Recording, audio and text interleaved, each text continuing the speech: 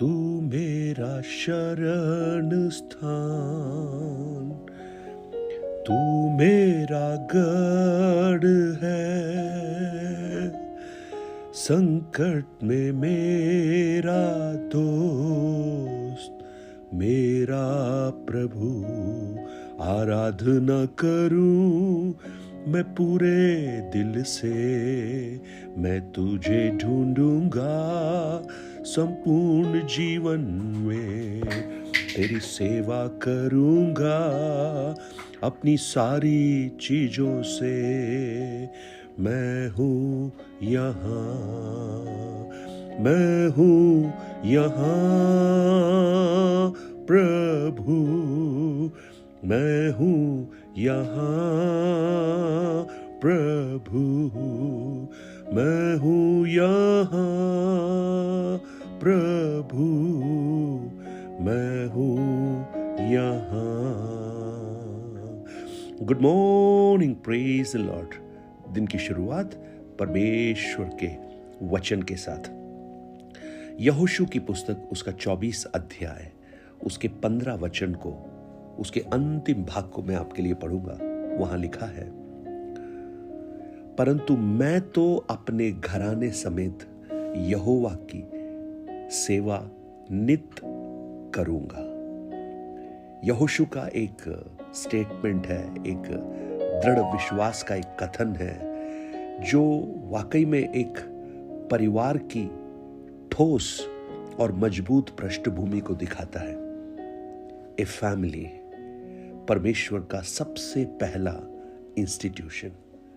आदम और हवा, सबसे पहले परमेश्वर ने उन्हें एक किया, एक परिवार का रूप उन्हें दिया और उनसे कहा, फूलो फलो और इस पृथ्वी पर फैल जाओ। अगर इस संसार में कोई सबसे खूबसूरत इंस्टीट्यूशन, संस्था अगर है परमेश्वर की दृष्टि में, वो एक परिवार है। आज आप देखिएगा, आप कहीं भी चले जाएं, बाहर होटल्स में, बाहर घूमने, लेकिन आपको अपना घर याद आता है। सब वहां आना चाहते हैं, वहां एक शांति मिलती है, वहां एक आराम मिलता है, वहां एक बिलोंगिंगनेस होती है। लेकिन आज के हालात काफी बदले हुए हैं। परिवार, जो घर बाहर से अच्छे दिखाई देते हैं, ऐसा लगता है कि वो बहुत खुश होंगे, लेकिन वाकई में अगर देखें, अंदर कोई शांति नहीं है, कोई प्रेम नहीं है, कोई एकता नहीं है। और वो बाहर से हंसते हैं परंतु अंदर आंसू हैं।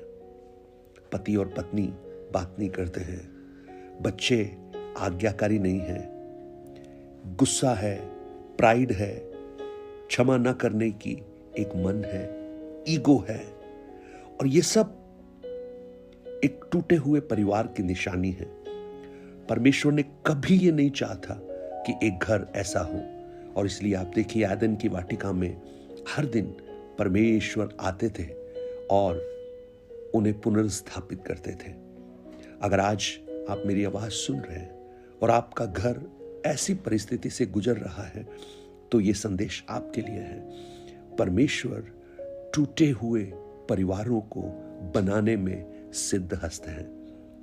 अगर वो अय्यूब के टूटे परिवार को बना सकता है, दाऊद के उस भयंकर पराजय को बदलकर उसे फिर से परमेश्वर के मन के अनुसार चलने वाला व्यक्ति बना सकता है।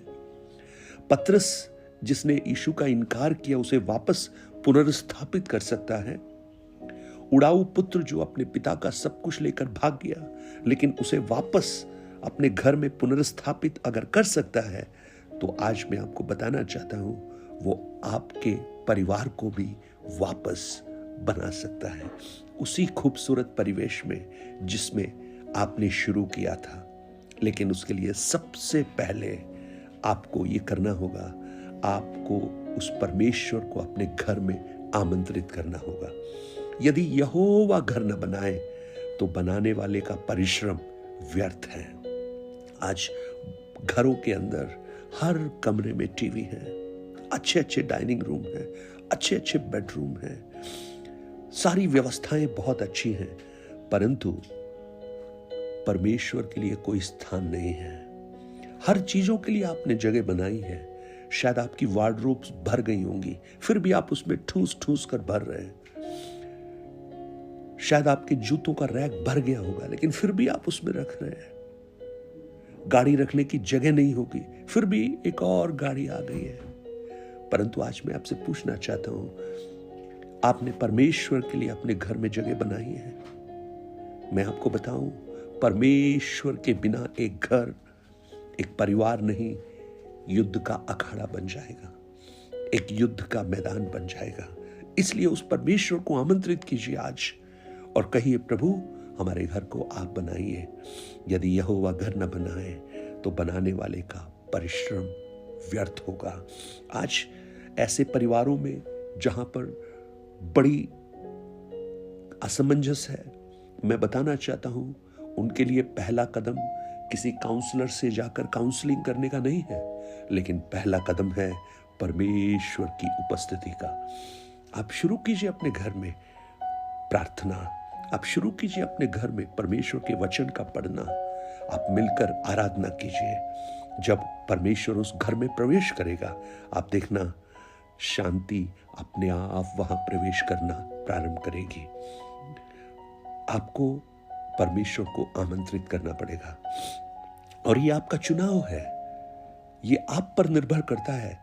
आपको एक अनुशासन उसके लिए बनाना होगा और जब आप ऐसा करेंगे, आपका घर एक खुशगवार घर बन सकता है। आप अपने अंदर से हर प्रकार के अहंकार को, घमंड को, ईगो को आप हटा दीजिए। आप अगर नीति वचन की पुस्तक उसका 16 अध्याय उसके 18 वचन को आप पढ़ेंगे, वहां पर बहुत ही खूबसूरत तरीके से सलोमोन ने लिखा है। 16 अध्याय उसका 18 वचन, विनाश से पहले गर्व और ठोकर खाने से पहले घमंड होता है। आप बात करके एक वार्तालाप को जीत सकते हैं, आर्गुमेंट में आप विजय पा सकते हैं, परंतु याद रखिएगा आपके रिश्ते टूट जाएंगे। आप सीखिए बोलना आई एम सॉरी, आप सीखिए माफ करना, आप कहना सीखिए कि हाँ मैं गलत था या मैं गलत थी। ये छोटे छोटे जो शब्द हैं आपके घर को बड़े आशीष और आनंद में बदल सकते हैं। आप अपने घर के अंदर क्षमा करना सीखिए। ये जो अधिकतर परिवार जो टूटे होते हैं, उनसे अगर बातचीत की जाए तो उन्हें एक चीज समझ में आती है कि पुराने जो समय के कुछ ऐसी बातें जो उनके हृदय के अंदर घाव कर चुकी हैं, कुछ ऐसी यादें जो उनके हृदय को तोड़ती हैं और इस कारण उनका हृदय बिटर हो गया, कड़वा हो गया है। और उन बातों को लेकर वो जब चलते हैं, ऐसा लगता है जैसे वो हर दिन जहर पी रहे हों। लेकिन कोलोसियों की पुस्तक उसका 3 अध्याय उसके 13 वचन को जब आप पढ़ते हैं, वहां पर संत पौलुस क्या कहता है? संत पौलुस कहता है, और यदि किसी को किसी पर दोष देने का कोई कारण हो तो एक दूसरे की सह लो और एक दूसरे के अपराध क्षमा करो। जैसे प्रभु ने तुम्हारे अपराध क्षमा किए, वैसे ही तुम भी करो, जैसे प्रभु ने क्षमा किए। अगर आप क्षमा नहीं करेंगे, पुनर्स्थापना नहीं होगी, रिस्टोरेशन शुरू नहीं होगा। अगर प्रभु हमारे पापों का हिसाब रखना शुरू करते तो हम में से कोई भी बच नहीं सकता था। तो हम क्यों उन बातों का हिसाब रखें? छोड़ दीजिए उन्हें, जाने दीजिए, आगे बढ़ जाइए। आज बहुत से परिवारों की जो बहुत बड़ी समस्या है और उस टूटेपन का जो कारण है वो है वार्तालाप की कमी। बात नहीं है, बात नहीं करते हैं। आज मेरी प्रार्थना है परमेश्वर आपके घर के अंदर के माहौल को वापस स्थापित करें। आप बात करते हैं फोन पर, आप टीवी में समय बिताते हैं, आप काम में व्यस्त हैं, आप स्ट्रेस ले रहे हैं, लेकिन आप बात नहीं करते हैं। समय निकालिए। 1 कुरिन्थी 13 अध्याय उसके 7 वचन, 1 कुरिन्थी 13 अध्याय सच में प्रेम का एक सबसे खूबसूरत एक अध्याय है। और 7 वचन में लिखा है, प्रेम सब बातों को सह लेता है, सब बातों की प्रतीति करता है, सब बातों की आशा रखता है और सब बातों में धीरज रखता है। सहना सीखिए, साथ समय बिताइए, बातचीत कीजिए, एक दूसरे को सुनिए, प्रार्थना कीजिए। और जब ऐसा होगा, आप जानते क्या होगा? आपके घर का राजा परमेश्वर बन जाएगा। आपके घर का हेड हस्बैंड नहीं, वाइफ नहीं, धन नहीं, आपका कैरियर नहीं, परंतु परमेश्वर होना चाहिए। और यही बात यहोशू कहता है, मैं और मेरा घराना हम यहोवा की आराधना करेंगे। आपके घर में शांति बढ़ना प्रारंभ होगी, एक दूसरे के प्रति आदर बढ़ना प्रारंभ होगा, बच्चे विश्वास में बढ़ना प्रारंभ होंगे और इन सब का परिणाम होगा एक स्वर्गीय आशीष आपके घर में प्रकट होना प्रारंभ हो जाएगी। आज मेरी प्रार्थना है, परमेश्वर अपने अनुग्रह को आपके घर के ऊपर बनाए। आपकी टूटी फूटी परिस्थितियों में परमेश्वर उसको नवनिर्माण करना प्रारंभ करे और प्रभु की वो बड़ी आशीषें जो वास्तव में आपके परिवार के लिए प्रभु ने रखी हैं, वो आपके जीवन में बहना प्रारंभ हो। निराश ना हो भाई बहन, निराश ना हो, प्रभु पुनर्स्थापित कर सकता है। आप ये मत सोचिए अब असंभव है, प्रभु से कोई भी कार्य कठिन नहीं है।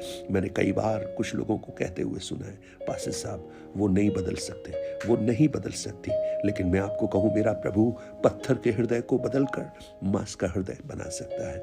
वो कठोरताओं को हटाकर प्रेम का हृदय उत्पन्न कर सकता है और इन सब के द्वारा परमेश्वर की महिमा आपके घर से होना प्रारंभ हो। स्वर्गीय पिता, आज इस वचन को आपके हाथों में हम सौंपते हैं। बहुत से परिवारों के लिए, व्यक्तिगत जीवनों के लिए एक आशीष और अनुग्रह का कारण ये वचन बने और आपकी महिमा प्रकट हो। प्रभु धन्यवाद, आपने प्रार्थना को सुना। प्रभु यीशु के नाम से मांगता हूँ, amen amen. Blessed day, God bless you.